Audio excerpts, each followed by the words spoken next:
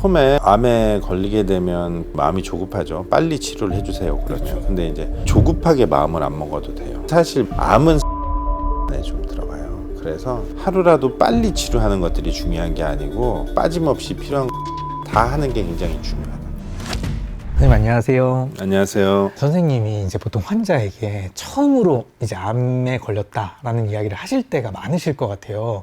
보통 그럴 때는 좀 어떤 식으로 좀 말씀을 해주시나요? 예전에는 환자는 못 들어오게 하고 보호자 먼저 들어오세요. 그러면은 보호자랑 이제 얘기를 합니다. 저희 부모님한테는 알려주지 마세요. 근데 요즘에는 이제 암이란 병이 사회적으로 이제 많이 알려져 있고 또 환자들도 자기가 어디 과에 가서 어떤 검사를 받으면은 암인지를 알기 때문에 대부분은 그냥 얘기를 해주게 됩니다. 그리고 이제 너무 두려워하던 그런 감정들도 좀 요즘에는 또 많이 내려왔고, 암 환자도 워낙 주변에 많은 데다가 치료받고 괜찮은 사람들도 많으니까 나한테도 그런 일이 닥쳤나 보다 이렇게 생각을 하기 때문에 요즘에는 그냥 이제 일반적으로는 알려주는 거예요. 덤덤하게 얘기해 주시는군요. 그러면요, 선생님이 이제 암인 걸 이제 알려주셨고 그 다음부터는 어떻게 좀 진행이 되는 건가요? 암이라는 병은 다른 병하고 다르게 이제 병기를 결정을 하기 때문에 병기 결정에 필요한 검사들을 좀 해야 돼요. 암의 종류마다 검사하는 게 좀 겹치는 것도 있고 다른 독특한 검사들도 있어요. 근데 이제 환자들은 암이다 그러면 이제 좀 마음이 조급하죠. 빨리 치료를 해주세요 그러면. 그렇죠. 근데 이제 검사를 해야 되니까, 예를 들면 1기니까 수술만 하면 된다. 3기니까 뭐 항암 치료하고 수술하자든지 또 아니면 방사선 치료를 하자든지 뭐 이런 식으로 이제 얘기를 해주게 되죠. 처음으로 내가 암이라는 걸 알게 되었을 때 앞으로 좀 어떤 거를 바로 하는 게 제일 좋을까요? 허둥대지 않는 게 제일 중요하죠. 가족들도 그렇고, 그리고 또 조급하게 마음을 안 먹어도 돼요. 우리가 병을 크게 두 가지로 나누기도 해요. 급성 질환, 만성 질환. 급성 질환의 대표적인 거는 감염병 같은 거겠죠. 바이러스 감염, 세균 감염하면 뭐. 만성 질환은 뭐 고혈압, 당뇨 이런 거죠.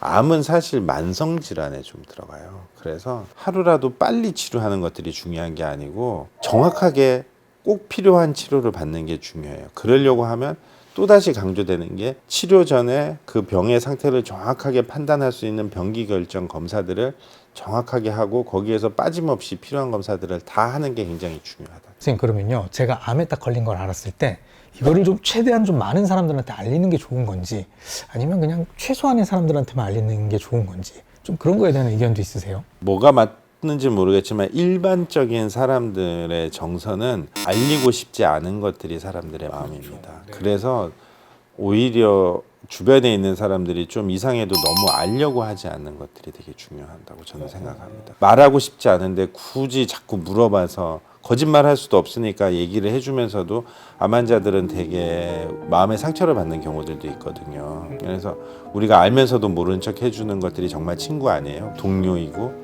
그래서 알리고 싶은 사람은 알려도 되고 감추고 싶은 사람은 감춰도 된다고 생각을 해요. 처음 암 진단을 받았을 때 가장 많이 보는 사람이 주치의 선생님이실 거 아니에요. 근데 사실 뭘 물어봐야 될지를 잘 모르시겠대요. 그럼 좀 어떤 이야기들을 좀 많이 하면 좋을까요? 본인이 궁금한 게 없으면 사실 물어볼 필요가 없죠. 근데 이제 물어보는 스킬이라고 하죠. 그런 건 좀 되게 필요하죠. 예를 들면 치료가 성공할 수 있습니까? 그러면 네, 성공할 수 있죠. 그렇게 대답을 하는 거거든요. 근데 이제 재발합니까? 하면 재발할 수도 있습니다. 이렇게 대답을 하지만, 환자가 너무 부정적으로 물어보면, 그리고 책임 소재가 있도록 질문을 하면 거기에 대해서 방어적인 대답을 해주게 되니까 환자들은 되게 실망하고, 나중에 가서는 그 의사가 물어보니까 치료 안 된다고 그랬다. 환자들이 그렇게 또 얘기를 해요. 뭐 치료되냐고 물어봤더니 재발한다고 그랬다. 뭐 이렇게 이제 얘기를 하게 되는데, 환자도 긍정적으로 물어보고 어떤 마인드를 가지고 물어보느냐가 되게 중요하고, 그런 스킬들도 좀 생각을 해봐야 돼요.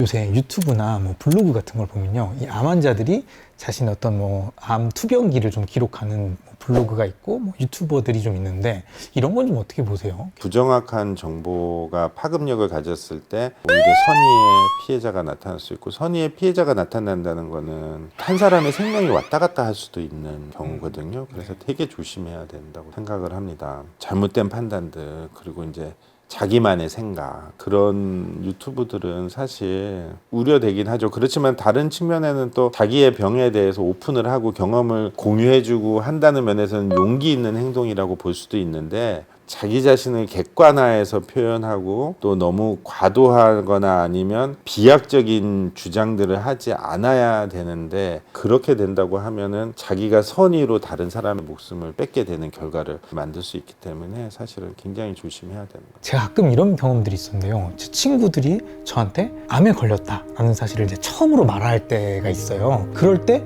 제가 무슨 말을 해줘야 될지 모르겠거든요. 그 친구한테 상처가 되지 않고 좀 좋은 얘기를 해줄 수 있는 말 어떤 게 있을까요? 상황이 그것도 좀 다르겠죠. 초기도 있고 진행된 병기의 사람도 있고 진단을 받았는데 걷잡을 수 없는 상황에 빠진 그런 사람도 있을 수 있겠고 그러니까 일반화해서 얘기하기는 어려울 거예요. 그렇지만은 긍정적인 면에 부각적인 얘기를 해줘야 되겠죠. 치료를 잘 해서 나은 사람도 봤다. 또 요즘은 의료기술이 발달해서 치료 결과가 좋다고 하더라. 또 내가 뭘 도와줄까? 내가 해줄 수 있는 거는 없니? 언제든지 얘기를 해. 내가 도와줄 수 있는 것들은 도와줄게. 그렇게 그런 얘기들을 해주고 하는 것들이 정서적으로 심리적으로 지지해주고 병원에 가서 의사 선생님하고 잘 상의를 해서 좋은 치료를 잘 받을 수 있기를 권유해주고 하는 것들이 제일 중요하겠죠. 선생님, 그럼 마지막으로 오늘의 한 줄 처방전 부탁드리겠습니다. 처음에 암에 걸리게 되면 사람들이 통상 겪는 그 심리적인 과정이 있습니다. 처음에는 이제 부정하게 되고 또 화도 나고 그 다음에는 또 이렇게 하면 되지 않을까 하는 협상하는 그런 과정을 겪고 나중에는 수용해서 이 병을 받아들이고 치료에 임하게 되거든요. 누구나 그런 과정을 겪는데 가능하면 너무 많은 의심을 하지 않고 빠른 시간 내에 이거를 받아들이고 호동되거나 불안해하지 않고 주변에 암 치료하고 극복한 사람들 되게 많잖아. 잘 치료받으면 나도 그 중에 하나가 될 거야. 이런 생각을 갖는 것들이 좋을 거라고 생각합니다. 처음 암에 걸리신 분들은 굉장히 당황스럽고 고민도 많으실 텐데 선생님의 오늘 말씀이 많은 도움이 됐을 것 같습니다. 감사합니다. 좋습니다. 네.